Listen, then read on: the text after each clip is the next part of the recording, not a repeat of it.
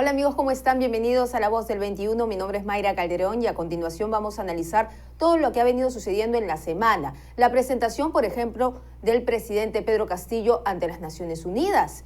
También vamos a hablar sobre las investigaciones que están dando cierta forma y, por supuesto, sobre el sindicato del gobierno, FENATEP, que ha hecho noticias en estas últimas horas, amenazando al Congreso de irse a una marcha, a una huelga indefinida como sucedió en el 2017, si ustedes recordarán, donde además Pedro Castillo estaba presente y era el dirigente que dirigía, valga la redundancia, esta marcha. Estábamos acompañados del analista político Richard Arce, excongresista también. ¿Cómo está? Gracias por estar aquí. Mayra, un gusto como siempre dialogar con Perú 21. Gracias por la deferencia.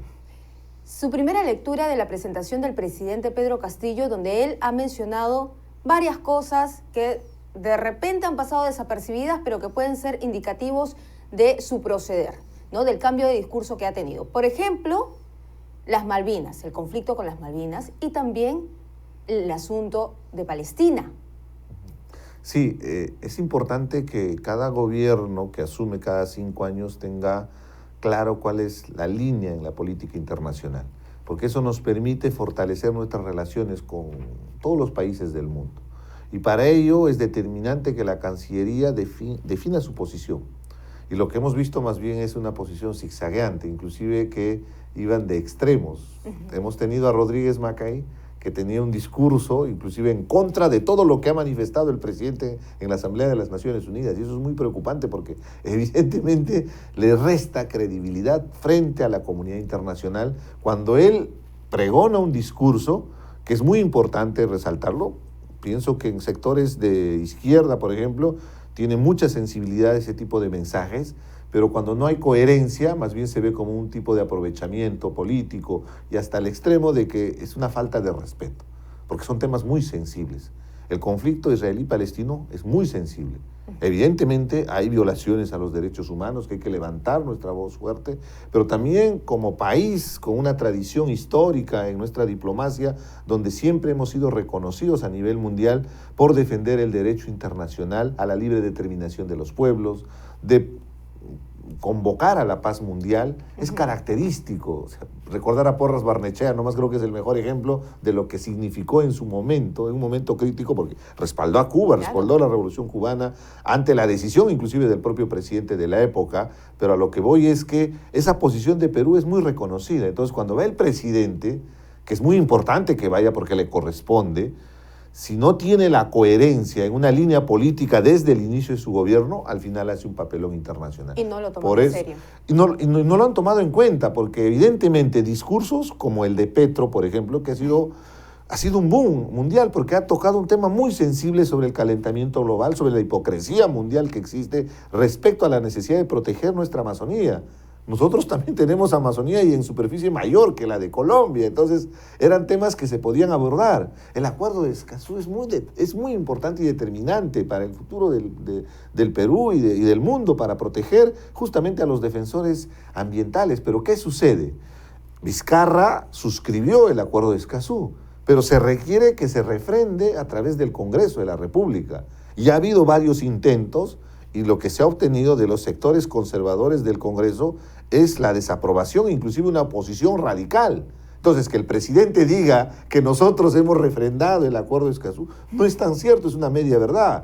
Que lo hizo Vizcarra es cierto como presidente, pero mientras no tenga el refrendo del Congreso de la República, no somos parte del acuerdo de Escazú y no estamos defendiendo justamente lo que se proclama, que es justamente la defensa a los protectores del medio ambiente, a las comunidades nativas que existen en la Amazonía y sobre todo garantizar una explotación responsable de los recursos naturales en la Amazonía, porque el Acuerdo de Escazú lo que pretende es tener una instancia internacional para ver casos de controversia donde se afecta los derechos de las poblaciones y también los derechos ambientales, que son derechos de tercera generación que tienen que ser abordados. No lo hizo en ese sentido de coherencia, fue simplemente un aprovechamiento. Sí, exactamente, y así ha sido visto, pero también su discurso con echándole la responsabilidad al Congreso de la República por las interpelaciones y las censuras. No sé si lo escuchó.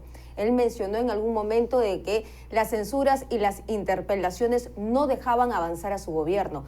Esto no se condice con la verdad y lo sabemos porque, es más, el Congreso de la República ha sido criticado por no ejercer control político cuando tenía la oportunidad.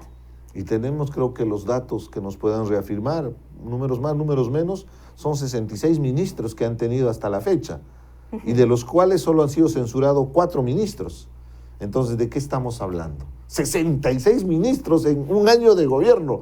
Ha batido récord, no tiene precedente. Entonces, objetivamente, que él trate de tener un discurso de victimización ante la comunidad internacional deja mal parado al país.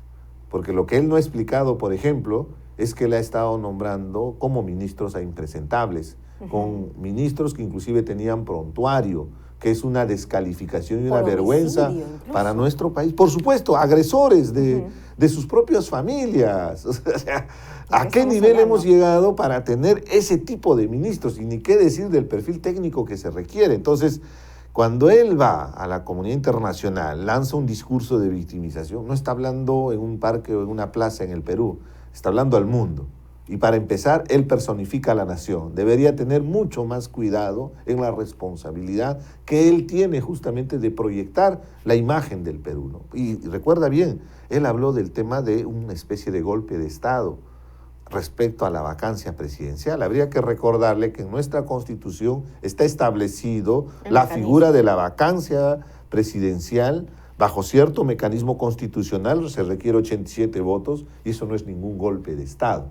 Golpe de Estado es la irrupción de un régimen democrático, pero saltándose por encima de la Constitución. Una vacancia no tiene esa concepción, que podemos cuestionarlo, por supuesto, pero de la misma manera, al otro lado, la disolución del Congreso, que también podría llamarse un golpe de Estado, también figura dentro de nuestro orden jurídico constitucional, que nos garantiza un mecanismo de plantear una cuestión de confianza, y si en 2 oportunidades no se le da, simplemente el presidente tiene la atribución de disolver el Congreso y quedaría funcionando justo la comisión permanente. Entonces, objetivamente, el presidente debería tener más cuidado al hacer este tipo de expresiones, porque al final deja una sensación de que el Perú está en un desorden y no se da cuenta que justamente el que debe poner orden es Pedro Castillo. ¿Y no será una estrategia, digo yo, del presidente Pedro Castillo de victimizarse ante la comunidad internacional y decir que a él no lo dejan trabajar,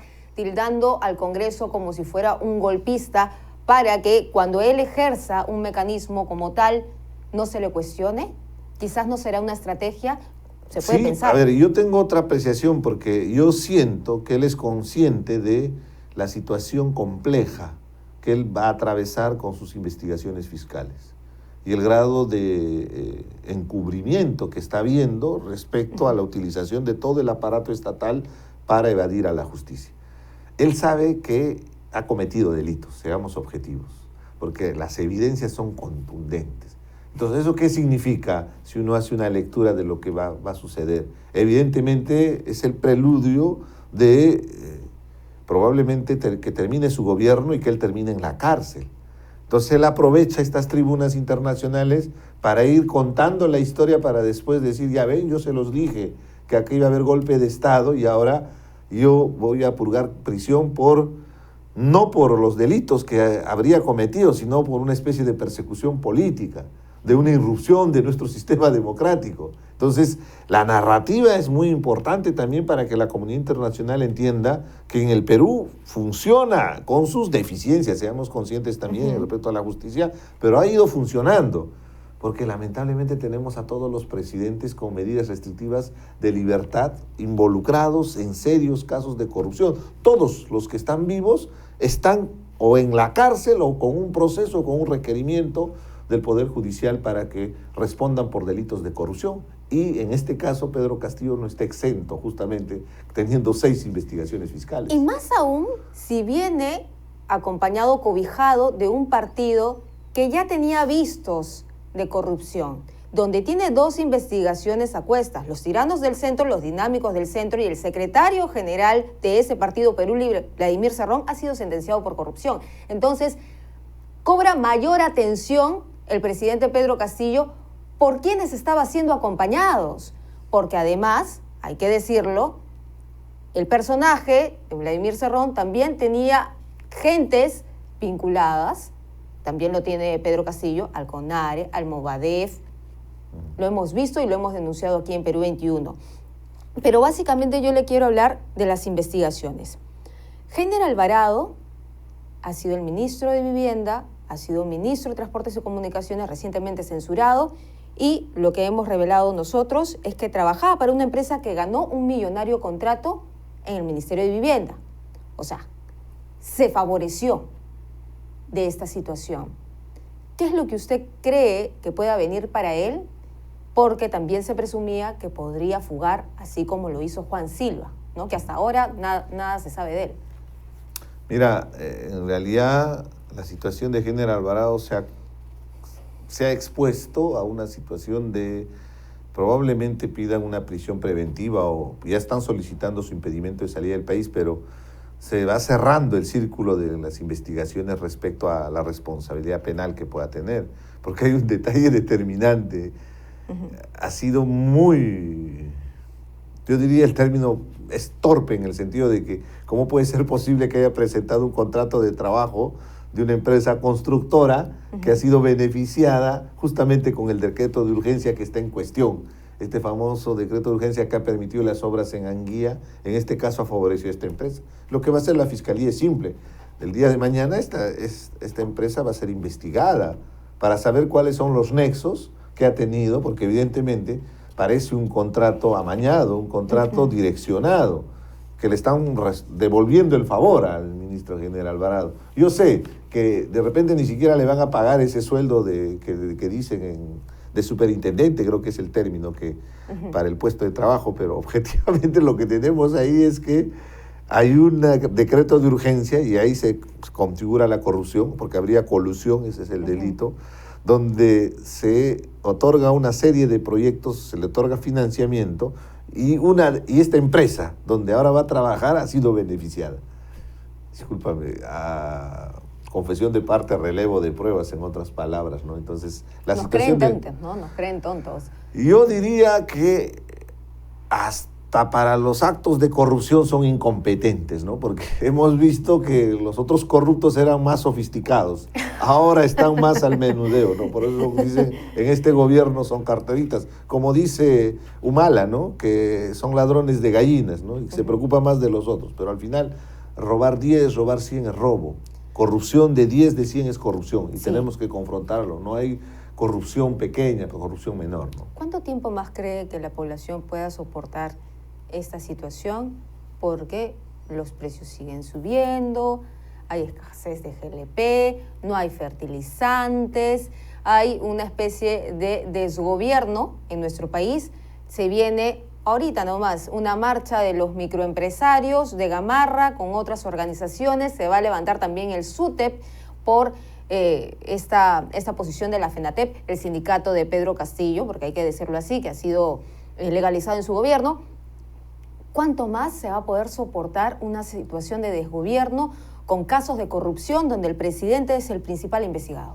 Yo percibo que la gota que va a derramar el vaso definitivamente va a ser el costo de vida.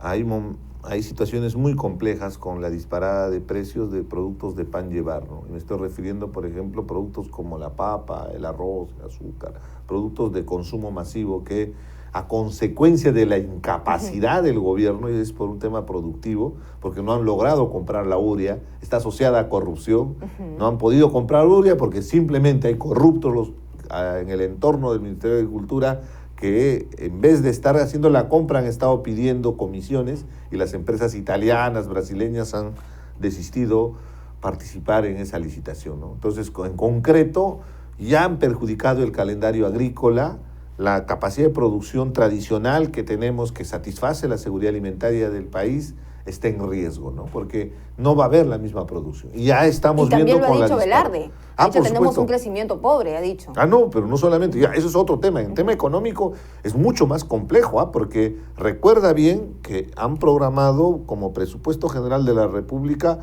más de 225.000 millones de soles.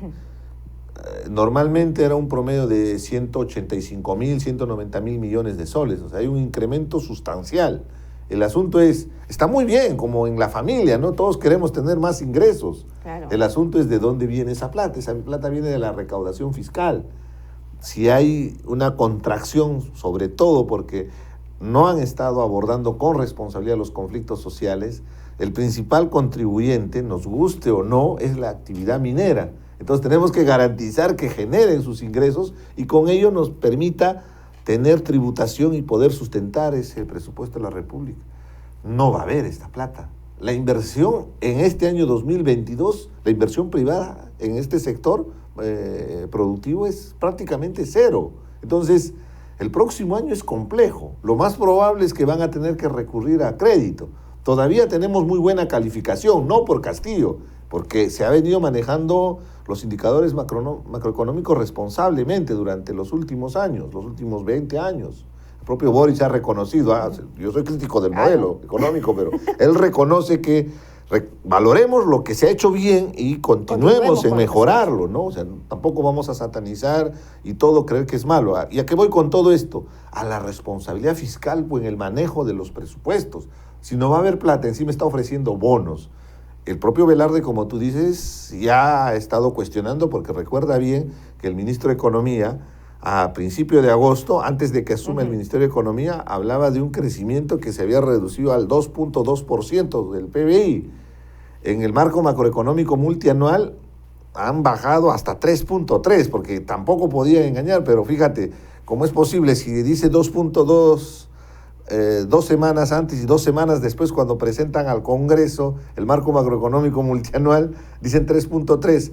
Alguien puede decir, pero estás hablando de un punto porcentual. Pero un punto porcentual, para poder calcular más o menos, estamos hablando de más de 2.000 millones de dólares, un punto porcentual en el PBI. Entonces, es mucho dinero y no es así tan sencillo de generar el crecimiento. Estamos hablando de crecimiento país, porque es con respecto al año anterior. Entonces, objetivamente, la situación es compleja en términos macroeconómicos, pero también en temas micro, como te estoy explicando, en un tema tan elemental como es el consumo de papa. Y te lo digo porque yo soy apurimeño, en mi región producimos papa, que se vende a nivel de todo el país. Ahora la capacidad de producción de Andahuayla se va a reducir y seguramente va a pasar lo mismo con Huánuco, con Cusco, con Ayacucho, con regiones productoras de papa, y el efecto es que el día de hoy la papa está sobre los 6 soles, el kilo de la papa varía, ¿no? 6 soles 50 me costó inclusive, a mí. Ya ve, entonces, ¿de qué estamos hablando? Entonces, eso, ¿a qué quería llegar con todo esto? De que se entienda que la corrupción tiene consecuencias, porque están más preocupados en sus negociazos, están más preocupados en los tinglados y no están gobernando y están generando esta crisis que al final va a afectar el bolsillo de los ciudadanos de a pie. De manera cortita nomás, porque ya nos tenemos que ir, ¿qué opina de la función que está ejerciendo la fiscal de la Nación, el equipo especial que la acompaña encabezado por Marita Barreto, y también la defensa que se le viene realizando al coronel Harvey Colchado, encargado de este equipo de policías que acompaña al Ministerio Público? Es muy importante que la Fiscalía cumpla su rol, y la Fiscalía lo que hace es perseguir el delito. Y evidentemente, ¿a quiénes va a resultar incómodo esa acción de la Fiscalía? A los que delinquen. Entonces, si hacemos ese análisis, es elemental para darnos cuenta por qué en el gobierno se sienten amenazados por la Fiscalía, porque están investigando el delito. Como decía un viejo adagio, ¿no? Inclusive un expresidente siempre lo hablaba, ¿no? El que nada tiene, nada teme. Pero vemos que temen mucho, al extremo de que en el caso de Colchado hay todo un plan orquestado en Palacio de Gobierno para poder defenestrarlo, para darlo de baja, para perjudicarlo, sacarlo de las investigaciones, porque hay mucha ropa tendida en Palacio. Pues, y es realmente lamentable que se esté instrumentalizando desde Palacio de Gobierno, utilizando todo el poder que tiene para arremeter contra un buen oficial que cumple su trabajo. Y de la misma manera, en el caso de la Fiscalía, está cumpliendo sus responsabilidades, pero ahí también vamos a hacer la diferencia, porque han pretendido descalificar a la Fiscalía, y yo siento que es un argumento válido respecto al tema de que cómo es posible que la fiscal de la Nación haya removido a la fiscal que estaba investigando a la hermana. Que se investigue. La Junta Nacional de Justicia tiene que accionar, pero eso es una cuerda totalmente separada con el tema de Castillo. Así se encuentre responsabilidad, eso no santifica a Castillo, porque mucha gente dice, pero si la fiscal de la Nación tiene esos pecados, que responda. No vamos a avalar, la corrupción se confronta. Mientras no se detenga la investigación contra el presidente, que hay varias cosas, varias investigaciones, 6 carpetas fiscales no es para nada. No, y se viene una séptima, ¿no? Evidentemente, entonces, a lo que voy es, el pecado de otros no te va a santificar, güey, porque eso pretenden en todo momento los sectores. Yo en realidad diría que es un manejo perverso que tienen en redes sociales para descalificar justamente estas investigaciones válidas, ¿no? Y el hecho de que la Fiscalía tenga su problema, eso va por cuerdas totalmente separadas, que se sigue investigando al presidente, no le va a ayudar, le hace flaco favor ese tipo de ataques a un poder del Estado como es el Poder Judicial, que debe garantizar un proceso justo y transparente. Ojo, me estoy olvidando algo muy importante. Nuestro cuestionamiento al gobierno, y más como político, sé muy bien que el Congreso tiene mecanismos constitucionales para sancionar al presidente. Ya lo han hecho con la presidenta del Congreso. Salió un viernes el escándalo y el lunes el Congreso simplemente la defenestró de su cargo de presidenta del Congreso. A eso se llama sanción política. Ahí no salió un Benji Espinosa a pedir presunción de la inocencia, porque debería ser, ¿no? La Fiscalía investigará. Por supuesto, desde mi percepción hay delito con los Acuña, pero esa es otra cuerda que va con el tema judicial, y ahí muy bien sus abogados de Castillo tratan de tergiversar y distorsionar la realidad. En el tema político deberían accionar de una vez para sancionar a Pedro Castillo. Muy bien, muchísimas gracias, le doy las gracias por estar aquí en Perú 21 TV analizando la coyuntura nacional, estos hechos que han concurrido esta semana. Y bueno, hasta aquí llegamos con las noticias, nosotros regresamos más adelante.